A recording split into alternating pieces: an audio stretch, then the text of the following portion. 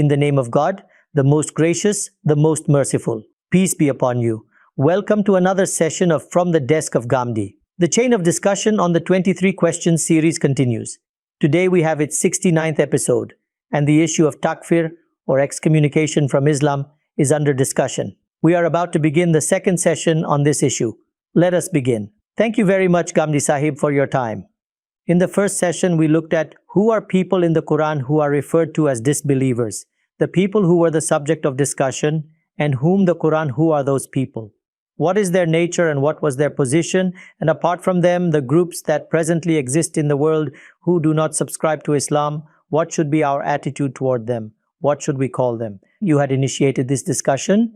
Now I request that you present a brief summary of it so that we may proceed further. And please also clarify regarding those people who are among the Muslims, who are called Muslims, who declare and proclaim themselves to be Muslims. If they deviate from any of the clear principles of the religion, or from its fundamental points, or from its creed, then according to you, can they also be excommunicated? After all this, would they still be called Muslims? What is your opinion? Whatever I have said so far, I have attempted to clarify one point. When a word becomes a technical term, its simple lexical meaning does not cease to exist. Therefore, while speaking the Arabic language, just as we use other words for denial, in the same way the word kufr can also be used. I had cited examples of this. After this, I explained that both of these, kufr and shirk, are major deviations. That is, with regard to God Almighty or with regard to the religion, if we identify the gravest deviations within the religion, they are kufr and shirk. An inevitable consequence of this is that they also assume the position of the gravest crimes in the religion.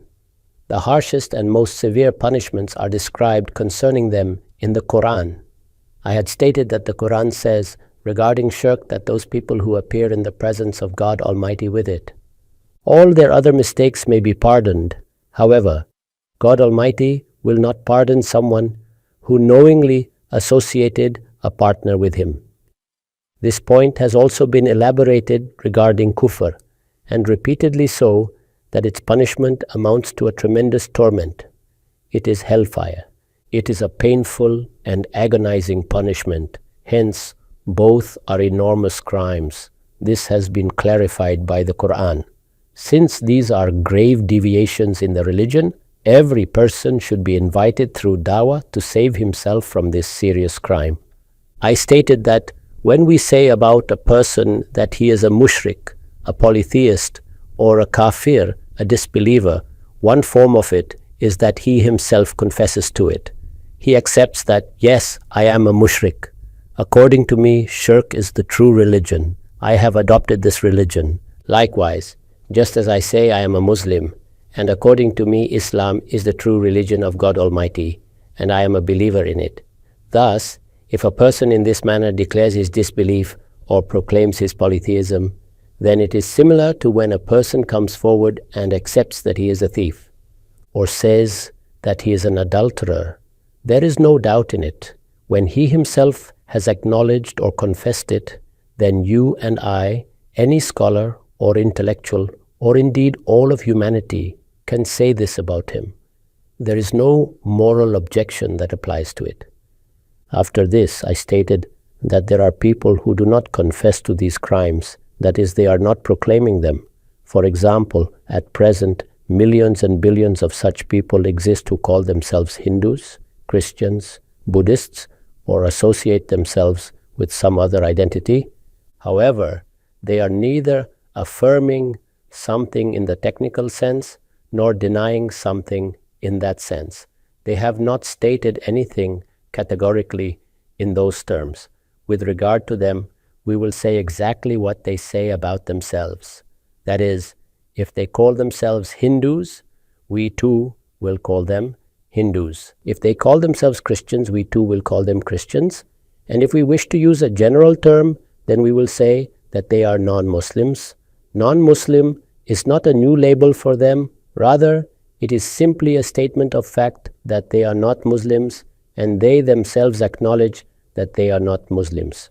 Here as well, there is no dispute or question that arises. Now after this, the next situation is that a person does not proclaim anything about himself. He is not confessing anything. However, we step forward and say about him that he is a thief or that he is an adulterer. This can only be said in one condition. If he has not confessed to it, then a case must be established against him. A hearing must take place. Witnesses must be called. The evidences that can be presented to prove a crime must be produced. His own statement must be recorded and examined.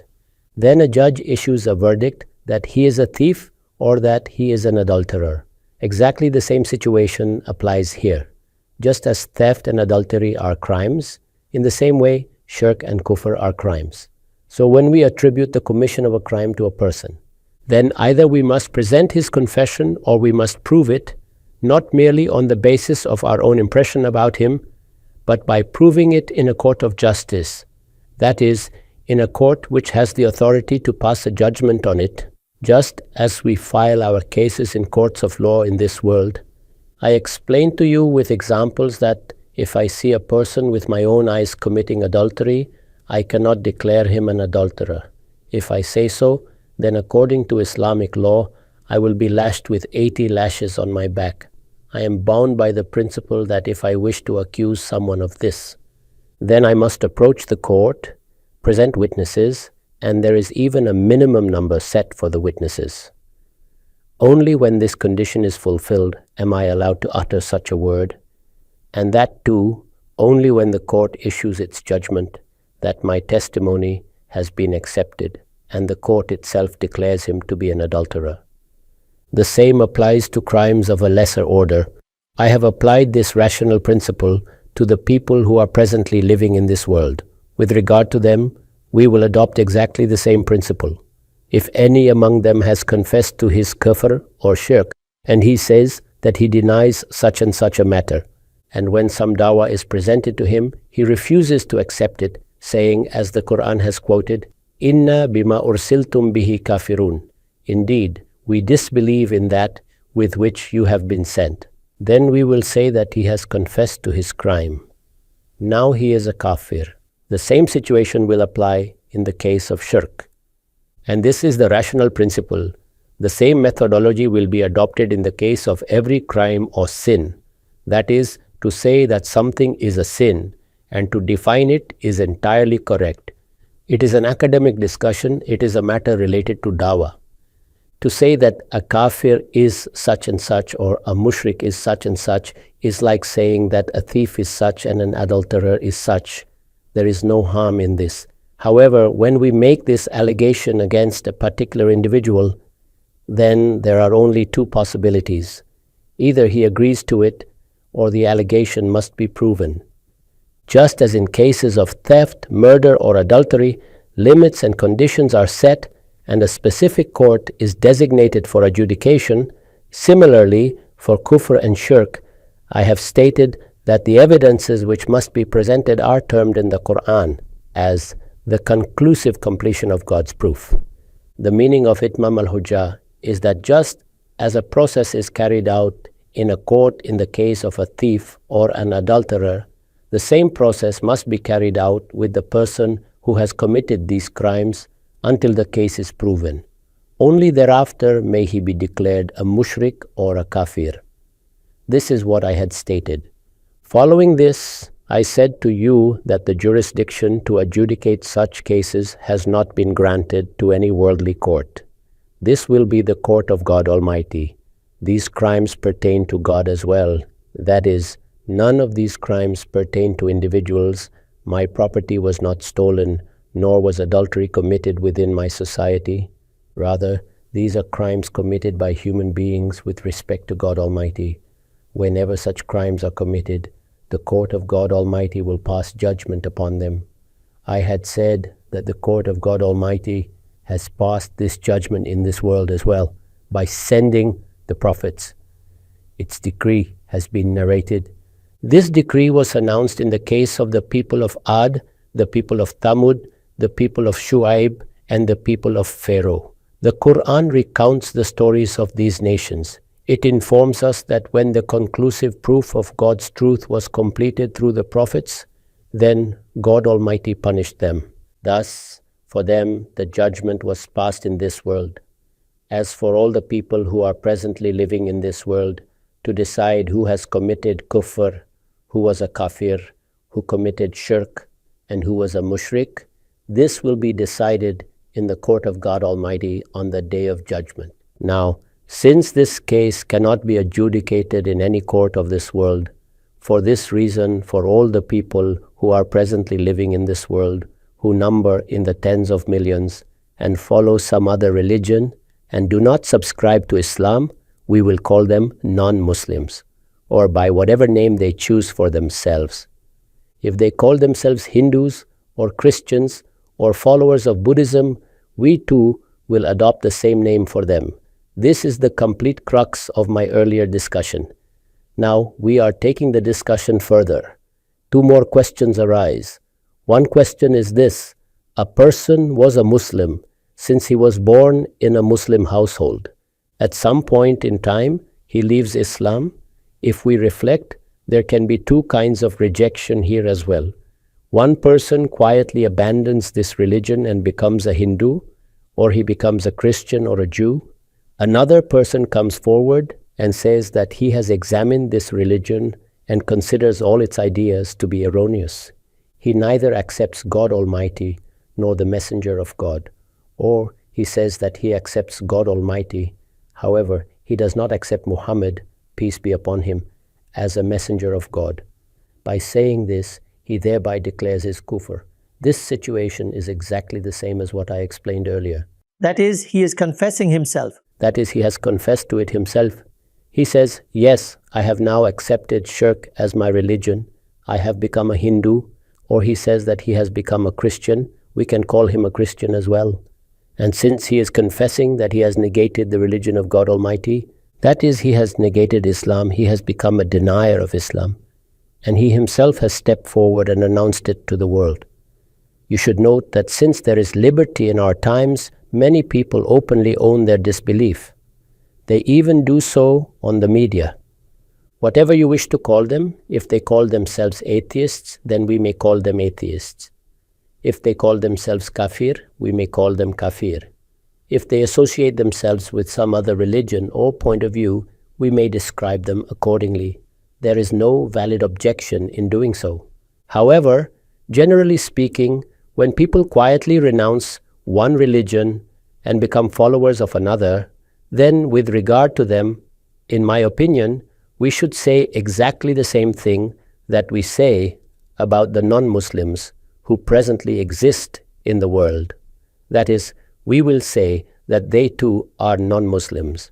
Since he has severed his ties with Islam and has now become a Hindu or a Christian, then we will use the term appropriate to the religion he has adopted, or we will say in general that he is a non-Muslim. This is the application that follows from the earlier principle. You see, I have written about this in my book Maqamat. In that book, there is an article titled Muslim or Non-Muslim. I had read a portion of it to you. Observe how I have dealt with the second aspect. I have written, the same is the situation of those people who adopt some other religion after leaving Islam. That is, the same situation. This refers to what I had stated earlier, which I have already elaborated upon, and whose summary I have just presented. The same situation applies to those who adopt another religion after abandoning Islam, or who simply turn irreligious. With regard to them, nothing more can be said than that they have become non-Muslims. The reason is that how much of the truth of Islam was evident to a person who was born a Muslim. About this we cannot say anything with complete certainty. This matter is known only to God, and He alone is aware of the states of the hearts. What is unknown to us, we should not be reckless enough to pass judgment upon. That is, whatever we know is only this much, that this person has abandoned Islam. We know that this person has become a Hindu. We know that he has become a Christian. If we wish to express this in general terms, we will say that he has become a non-Muslim. However, the question of whether the conclusive completion of God's proof had taken place with him, or whether he was fully aware of the truth of Islam and then denied it, this is something for which we have no means of knowing. Where will this process of determination take place? It will take place on the day of judgment. This cannot be tested in any court existing in this world. Therefore, we will not impose any verdict with respect to his inner state. Outwardly, whatever he has adopted, we will express only that much in our language. What is unknown to us, we should not dare to issue a verdict about. Our responsibility is only this: if God has granted us some knowledge of the religion, then we should explain to people the difference between monotheism and polytheism, between Islam and Kufr. That is the same point which I had elaborated upon in detail. It does not mean that when I say we will not call them kafir or mushrik, that we will refrain from explaining what kufr or shirk actually are. We will certainly explain them. This is the subject of dawah. It is an academic matter. Here, no accusation is being leveled against any specific person. Rather, the realities are being clarified. We will explain who a mushrik is. We will explain who a kafir is. This too is part of knowledge. These are academic explanations. There is no harm in that. If God has granted us some knowledge of the religion, then we will explain to people the difference between Tawheed and Shirk and between Islam and Kufr. This is the responsibility of every scholar. It is the responsibility of every person who possesses knowledge of the religion that he informs people. This is Islam and this is Kufr. This is Shirk and this is Tawheed. The realities of the religion must be clarified for them. That is, we have to carry out this work for those who are our direct audience, and also for those to whom we convey the dawah of the religion. The point is that for every human being in this world, whenever we get the opportunity, we will clarify the realities of the religion. Up to this point, it is entirely correct. To explain kufr is perfectly legitimate. To clarify shirk is absolutely right. To explain who a kafir is entirely proper. To explain what constitutes a mushrik is completely valid. However, beyond this, regarding specific individuals such as Zayd or Bakr, a particular group, a particular community, and then pronouncing judgment about their kufr or iman, and further declaring their entitlement to paradise or hell, this is not our business.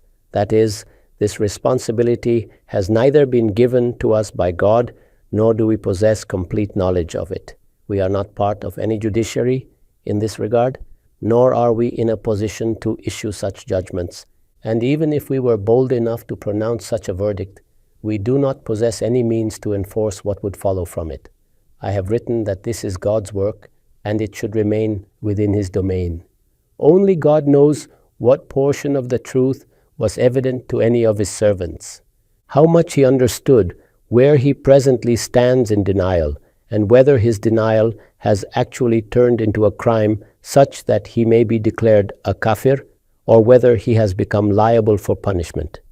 The same applies in the case of shirk, the same applies in the case of kufr, and the same applies in the case of all forms of deviation, that is, with respect to every kind of straying. Therefore, I have stated that we must remain confined within the limits of our knowledge. And what is our knowledge?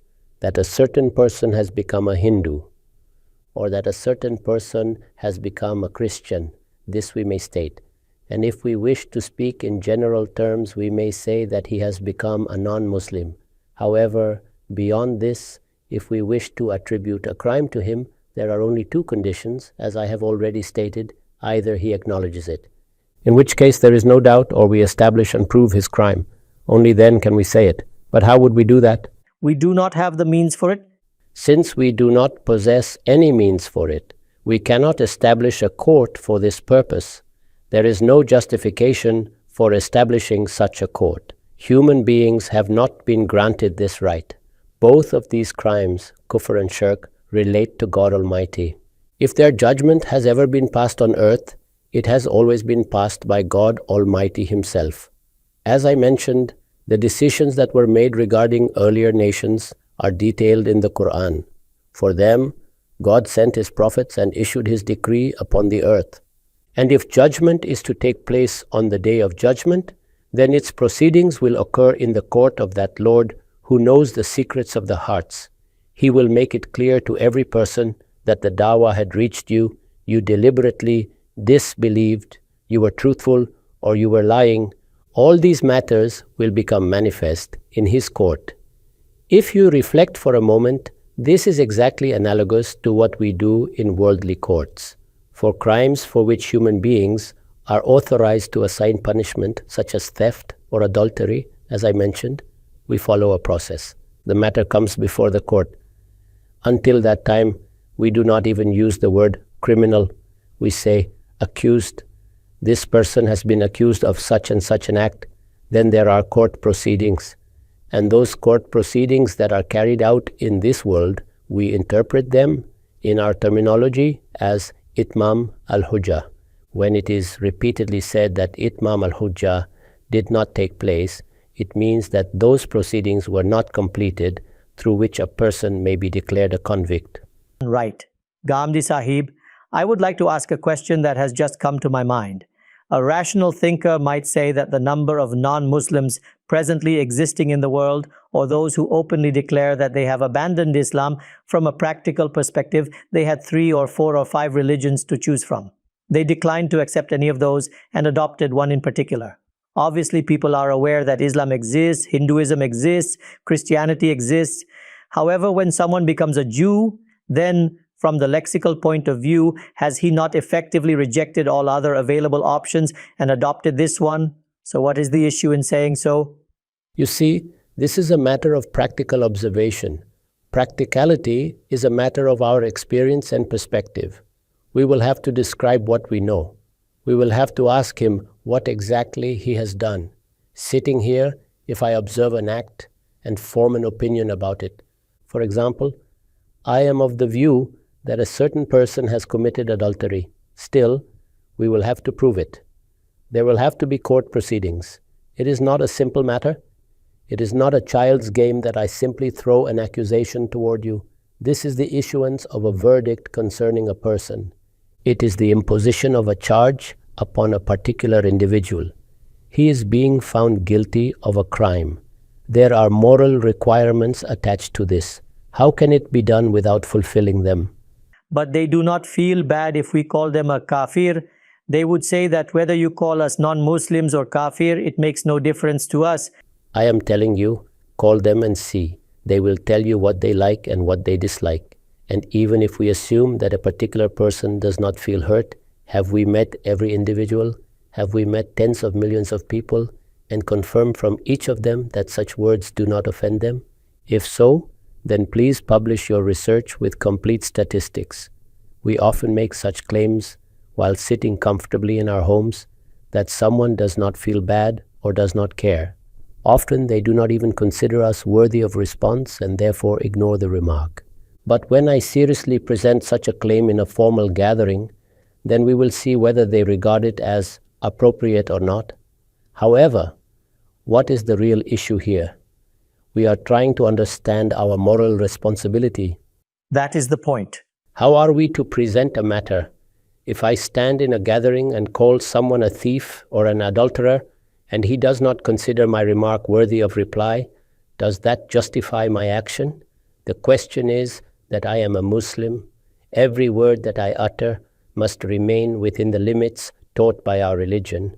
And if there is some mistake, I must immediately acknowledge it. I must know that I should not act in such a manner. Thus, these 2 points have been clarified. Right. Now we move to the third point, which is most frequently discussed. What is that point? After these 2 matters, first, regarding those who call themselves non-Muslims, Hindus, or Christians, and second, regarding those who commit apostasy and adopt another religion, I have presented my viewpoint concerning them.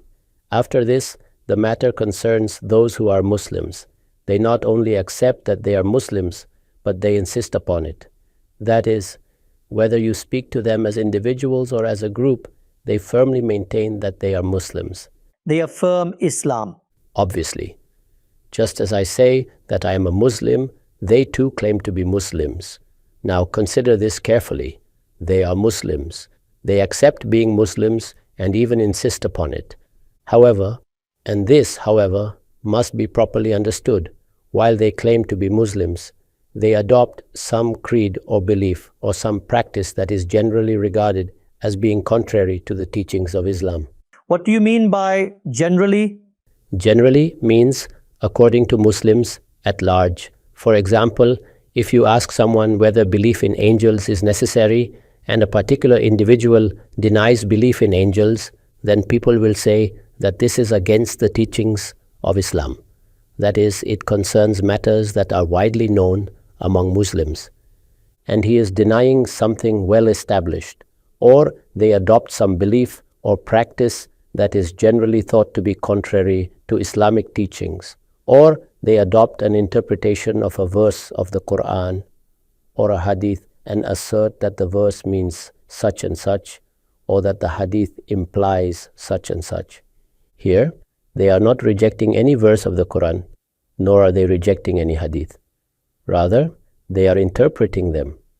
However, they adopt an interpretation that any scholar, or the religious scholars collectively, or the general body of Muslims consider to be entirely incorrect. You should note that there are different levels here, and we encounter each of them. Sometimes a scholar says that a particular view is against the teachings of Islam. At times, all major scholars concur on a point, and sometimes it even happens that the overwhelming majority of Muslims consider an idea to be entirely wrong. These are matters in which some form of consensus has been reported. Now, I have cited examples from distinguished scholars among the Muslims, not from ordinary people, for example, Imam Ghazali or Shah Waliullah. Keep in mind that both of them are regarded as pillars of this ummah. With regard to the mystical interpretation of the religion that is common among Muslims today, Imam Ghazali is the most prominent personality associated with it. And in the later period, regarding the scholarly traditions of Muslims in the Indian subcontinent, the highest status is often attributed to Shah Waliullah. For example, the belief attributed to Imam Ghazali and Shah Waliullah that the perfection of Tawheed lies in Wahdat al-Wujud, or the unity of being. This is a viewpoint they adopted. They say that the Tawheed commonly believed by people is the Tawheed of the general public, and that is acceptable. However, when does Tawheed attain its perfection? When a person adopts the belief in Wahdat al-Wujud, that existence is fundamentally one. To affirm this, they argue, is true Tawheed or the perfection of Tawheed. Or consider the view of Muhyiddin ibn Arabi that the end of prophethood does not mean that the rank of prophethood and its perfections have come to an end. That is, he says that when we declare that prophethood has ended, it does not mean that the rank of prophethood will never again be granted, nor that the perfections associated with prophethood will no longer be available to anyone. Rather, it means that whoever were to be a prophet after that would necessarily be a follower of the Sharia of Muhammad, peace be upon him. After that, he adopts another technical expression for prophethood, which the general body of Muslims and scholars do not accept. Similarly, many scholars consider Wahdat al-Wujud to be shirk and are not prepared to accept it, or consider the viewpoint of al-Tashayyu, that is the Shia. Their view is that the ruler among Muslims is also appointed by God. That is, not only are the prophets appointed by God, but the ruler of the Muslims, whom they call the Imam, is likewise appointed by God. And after the Prophet Muhammad, peace be upon him, the appointment of Sayyiduna Ali, may God be pleased with him, to this position was made by God Almighty on this very principle, though it was not accepted by the people. These are all examples? Yes, this is their point of view. They maintain that imamat is a distinct office. The ruler or imam among Muslims is appointed by God. He guides people not only in religious matters, but also leads them in worldly affairs. After the Prophet Muhammad, peace be upon him, Sayyiduna Ali, may God be pleased with him, was appointed in this capacity, though this was not acknowledged by others. This is a summary of their position, and it constitutes a foundational concept within their doctrine. Obviously, a large number of Muslims, indeed the majority, do not accept this. Those whom we generally call al-Sunnah reject this view, or consider the opinion of a thinker such as Allama Iqbal, who held that paradise and hell are not physical locations but states of being. Our general belief is that paradise and hell are actual places, just as we have places in this world. Just as we have bodies and reside in houses, villages, and countries, paradise too is understood as a realm consisting of places. This is the common belief. What their exact nature and reality will be, we cannot fully comprehend in this world. However, Allama Iqbal says that they are states of the human soul, or of the human personality, or of the self. Thus, these various beliefs and viewpoints, about which I said that some scholars or religious authorities do not accept them, are such that even if they are presented to ordinary Muslims, the majority would declare them incorrect, or they would simply refuse to accept them. Now, from whom did these concepts originate? And who are the people who adopted and articulated them? Some of the greatest Muslim scholars, some of the most distinguished thinkers among Muslims. All these scholars and thinkers whom I have mentioned are merely examples. And what do they call themselves? Muslims. They affirm their Islam and insist that they are Muslims. However, their creeds and viewpoints are disputed. On such matters, scholars, and sometimes the majority of Muslims, disagree with them. These and similar concepts can certainly be declared incorrect. We have the right to say that a particular belief is wrong, or that a certain viewpoint is mistaken. They may even be described as deviations or misguidance. Someone may say that a particular idea is a complete deviation. He may argue that there are clear evidences in the Quran, and that the matter has been stated in hadith, so how can such a belief be held? You may even describe a certain viewpoint as shirk or kufr. You have the right to critique a belief or an action. But what are we actually discussing here? We are discussing a viewpoint, an opinion, a belief, or a practice. However, their proponents, such as Shah Waliullah, Imam Ghazali, Allama Iqbal, the adherents of al-Tashayyu, and many other scholars who hold such views, who are they? They are the carriers and advocates of these perspectives, but they base their arguments on the Quran and Hadith. They do not say that they reject the religion brought by the Prophet Muhammad, peace be upon him. Rather, they say that the Quran implies such and such, and that the Hadith means such and such. They say, we have understood this from the Quran, we have understood this from the Hadith. Therefore, since they are deriving their arguments from the Quran and Hadith, they cannot be declared non-Muslim or kafir. They cannot be called by these names. Because they stand by Islam. Precisely. They proclaim their Islam. They tell us that they are Muslims. No one has the right to call them non-Muslim or kafir. We may say that we are discussing a certain belief, and that in our view it is incorrect. We may say that a particular viewpoint amounts to kufr, or that a particular doctrine amounts to shirk. We may debate that matter and warn people about it. However, we will not dare to call any of these elders non-Muslim, nor will we dare to call them kafir. As for what God's judgment is concerning these beliefs and concepts, that is the same point I mentioned earlier. If there is a dispute between you and me about whether someone is truly a thief, who decides? The court. Regarding these doctrines, I may believe that a certain idea constitutes shirk. You may say that it constitutes kufr. Someone else may say that it is fully in accordance with Islam. Now there is a dispute. Who will judge this dispute and issue the final verdict? The Lord of this universe. Why cannot the Quran decide this? How would the Quran decide in this specific case? We present arguments from the Quran, but how can the Quran issue a verdict about a specific individual? A court issues judgments about individuals. The Quran has indeed given its rulings about what constitutes shirk. For me, that is decisive and I accept it. For another person, it is not decisive, he does not accept my interpretation. He says that the Quran does not say what you claim. You have misunderstood the meaning of the Quran. You have misunderstood the meaning of the Hadith. Otherwise, what is the disagreement? If he accepted my understanding of the Quran, there would be no dispute. So does Allama Iqbal derive his view that paradise and hell are states from the Quran? Of course, he provides arguments, read his lectures. In the reconstruction of religious thought in Islam, he presents his viewpoint and supports it with arguments.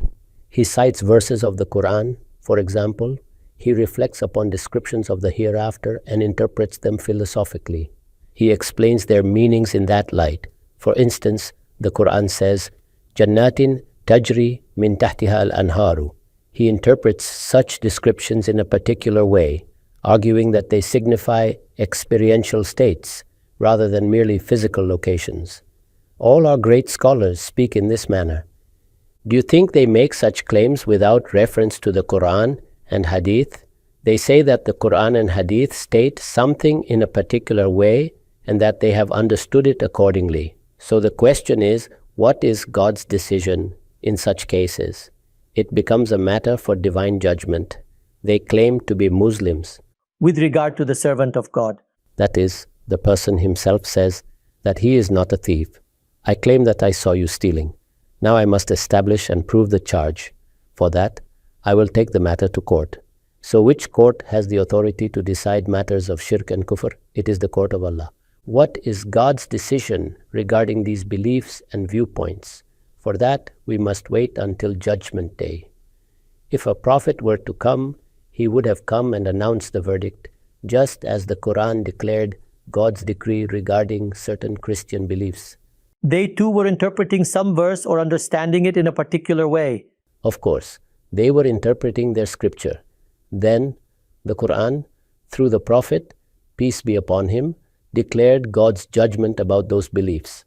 About what was that judgment declared? It was declared regarding those specific doctrines. That is, concerning those beliefs, we came to know God's decision through the Quran.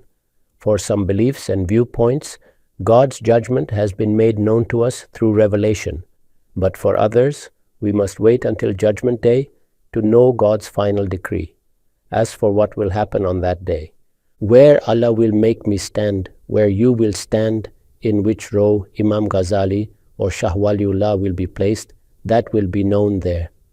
In this world, those who hold such views, about whom we say that they hold this belief or that interpretation, are Muslims according to their own declaration. If they say, we are Muslims, then they are Muslims. They will be treated as Muslims.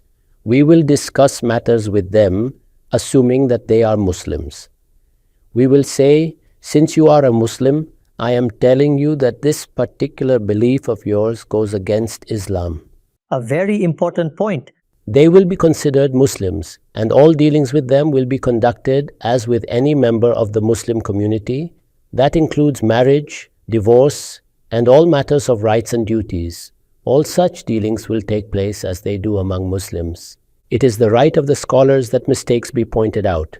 If, in the view of Imam Ghazali, Shah Waliullah is mistaken on a point, he would say so. And if, in Shah Waliullah's view, Imam Ghazali is mistaken, he would say so. Scholars have the right to clarify one another's errors and to invite each other toward what they consider correct. If I adopt a viewpoint that, in the opinion of a scholar, amounts to deviation or even kufr or shirk, then it is his right to approach me, to give me dawah, and to say, you are my Muslim brother, I do not want you to persist in error. As for beliefs of earlier scholars, if in our view something in their doctrines amounts to shirk or kufr, then we may clearly say that this view is shirk or kufr. No one is stopping us from critiquing views. If, based on the Quran, you believe that a particular idea is kufr, then you may say so. If you believe a doctrine amounts to shirk, you may warn people about it.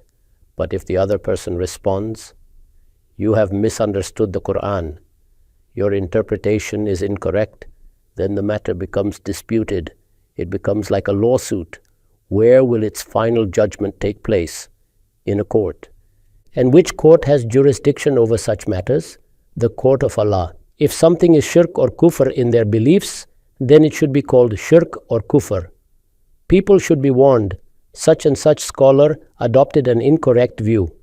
However, Regarding those who hold such views that they have ceased to be Muslims or must be expelled from the Muslim community, no one has that right. Why? Because that right belongs only to God. These judgments pertain to God's court. These offenses relate to God. If God had intended to give such authority to a group, to scholars, or to any individual in this world, He would have clearly granted it. Every person who knows the Quran and Hadith is aware that such authority has not been given to anyone. This is my position. Understood. So my overall point is this. Those who are non-Muslims, what should they be called? Those who commit apostasy, what term applies to them? And those who are Muslims, who insist that they are Muslims, yet adopt a belief that I consider kufr or shirk, how should I deal with them? My answer is, we critique their views, but I have no authority in this world to issue a verdict against their faith. That verdict belongs to God's court. When prophets were sent, such verdicts were sometimes delivered on earth, but the chain of prophethood has ended. Now the final verdict will be issued on the day of judgment. Keeping your position in mind, and we will, God willing, discuss its arguments from the Quran and Hadith in detail, I want to ask something further. Adultery has been declared a crime by Allah. Theft has been declared a crime. Corruption in the land has been declared a crime. There are fixed punishments for such crimes. There are criteria to prove them. So if a Muslim commits kufr or shirk, why cannot a court of scholars on the basis of the Quran establish that a certain interpretation is shirk and issue a verdict in this world? Who has granted them the authority to establish such a court? The courts that adjudicate theft or adultery, who establishes them? Do scholars establish them? No, governments establish them. Human societies, recognizing that misuse of power causes disorder, established judicial systems. When Allah sent His religion, He acknowledged those courts and granted them authority to implement punishments for theft and adultery. For example, when Allah declared theft a crime and prescribed cutting off the hand as punishment, to whom was that authority given? To the Muslim community organized under governance. When He commanded that those guilty of fornication be given 100 lashes and that no pity prevent enforcement, who received that authority? The Muslim collective under law. Can you show me a single verse in which similar authority has been granted to any group to establish a court for declaring individuals guilty of kufr or shirk? No such authority has been given, neither by clear rational principles nor in the Quran or Hadith. That point is clear. But what about the idolaters of Makkah?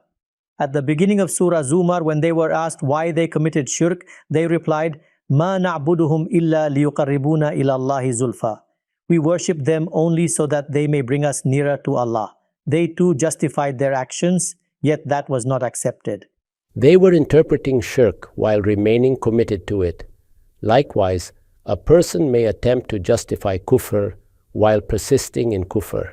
When someone says, "I deny this, and the reason for my denial is such and such," when he explains, "This is the cause of my denial. The position I have adopted is based on these particular arguments," he is in fact confessing to his kufr and shirk. They openly declare, "We are mushriks. We have adopted shirk as our religion.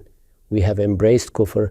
We are deniers of the prophets. We reject them." After acknowledging this, they proceed to present reasons for their kufr and shirk. So the difference is that in this case, the religion itself is acknowledged first, and then justifications are offered. A thief steals and says, "Yes, I am a thief. The reason I stole is that I was hungry." A very important point. He admits to being a thief and then explains his reason. The case then goes to court. If the court so decides, it may accept his excuse and waive the punishment. However, his theft has already been established. Right. Ghamidi Sahib, suppose a Muslim expresses a belief that appears to other Muslims or to the ulama to constitute kufr or shirk. In such a situation, what should our attitude be? Are we to declare him outside the fold of Islam and pronounce takfir upon him? Your position is clear, but upon what basis in the Quran or Hadith does this view rest? We will explore each of these points with you. And there are many further questions arising from our earlier discussion as well. God willing, we shall present them all in due course. Our allotted time has come to an end. We look forward to hosting you again. Thank you very much for your time. Thank you very much.